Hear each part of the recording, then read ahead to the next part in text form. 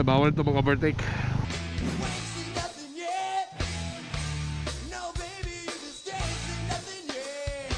Yan, double solid yellow line. Kapag double solid yellow line mga kamaradens, ito, number 1 tip ngayong araw. Imagine nyo lang na may ano dyan, may pader dyan. Bawal tayong dumaan dyan, bawal.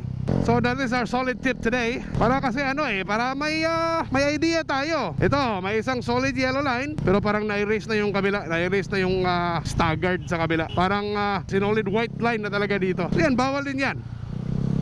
Bawal yan, parang may pader din yan. Okay, correct me if I'm wrong. Bawal ka mag-overtake dyan. Pero okay lang yan, mag-cross. So okay lang mag-cross dyan. Solid double yellow line, walang crossing. Bawal din mag-cross doon. So yan dapat No crossing, tsaka no overtaking. Double solid yellow line.